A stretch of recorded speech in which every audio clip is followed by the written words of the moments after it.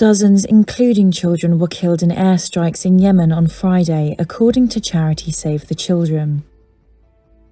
Rescue workers pulled bodies out of rubble hours after a dawn strike on a temporary detention centre in the northern Sadr province. It was not immediately clear how many people had lost their lives in that strike.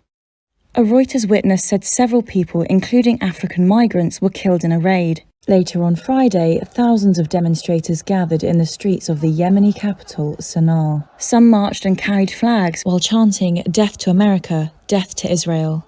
A Saudi-led military coalition has intensified airstrikes in Yemen on what it says are Houthi military targets. It comes after the Iran-aligned movement conducted an unprecedented assault on coalition member the United Arab Emirates on Monday. Further cross-border missiles and drones were also launched at Saudi cities.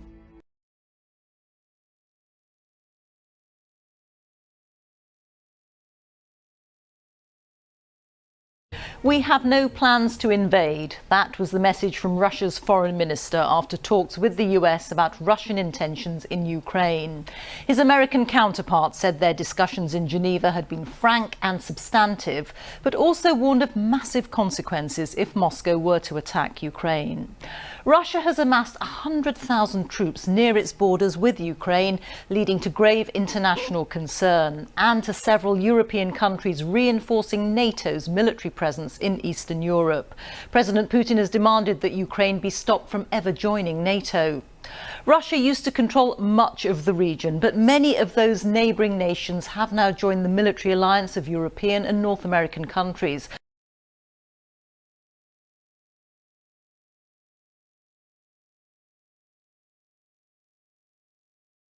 Airbus and Qatar Airways were once the closest of partners, but now they face a deepening legal rift.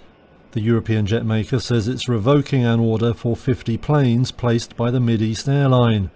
That as Qatar demands compensation for other jets which it says are flawed. The airline has stopped flying 21 of its A350 long-haul planes after finding peeling paint, cracked window frames and other issues. It wants over $600 million to make up for the problems, and another $4 million for every day the grounding drags on. Airbus concedes there is an issue, but is furious at any suggestion of a safety concern. It says the airline has lent on its local aviation regulator to order a grounding in a bid to secure compensation.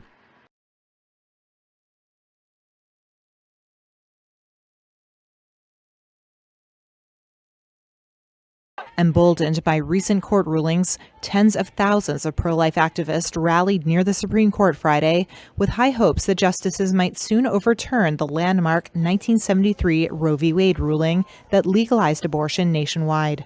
Friday's March for Life event in Washington, D.C. marked the 49th anniversary of Roe. We might be able to see an overturning of Roe v. Wade. Well, we hope this is the last march. And many activists said they were praying the 6-3 conservative court would finally side with them.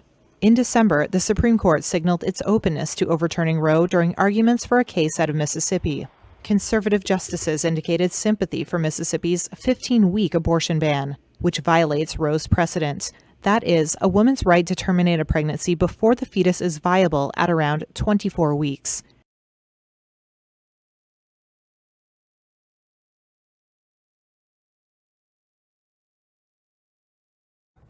Opposition is growing in South Africa against the latest plan to increase prices of electricity in the country. National power utility company Eskom has announced plans to increase charges by almost 21%. The increase is more than 3 times the current inflation rate. The plans have been publicly opposed by Cape Town and Johannesburg, both cities led by mayors from the Democratic Alliance, South Africa's biggest opposition party. Eskom defends the move, arguing that the increase is necessary to service the debt of $26 billion, as well as maintain the infrastructure.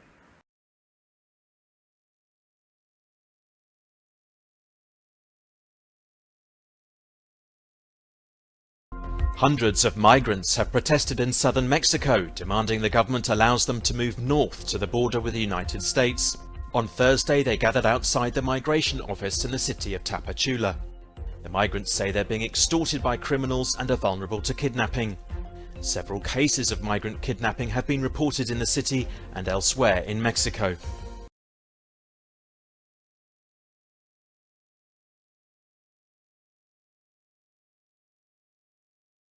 Moving on to the West African nation of Nigeria, where at least 2 people have been killed and 20 children have been kidnapped by terrorists in the northeastern state of Borno.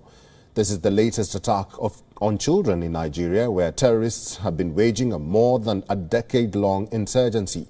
Thursday's kidnapping took place near Chibok town in Borno state, where some 8 years ago, terror group Boko Haram abducted more than 200 schoolgirls in an attack that sparked an international outcry. Now, according to locals, abductors dressed in military uniforms stormed the village on Thursday, killing 2 men and seizing 13 girls and 7 boys. They also opened fire and looted shops, according to reports.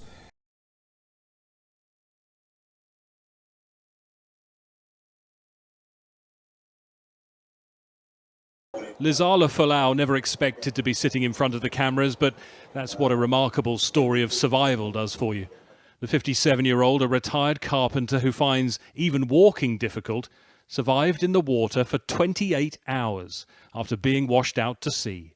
He ended up 8 miles from home and told us his faith got him through. Inspiring stories are one thing, the practical needs are urgent. The arrival then of the first aid flights packed with water, shelter, generators and communications equipment was a welcome sight in Tonga. On the runway, locals spent days clearing of volcanic ash by hand. The protective gear, evidence of the effort to make sure they don't bring COVID as well.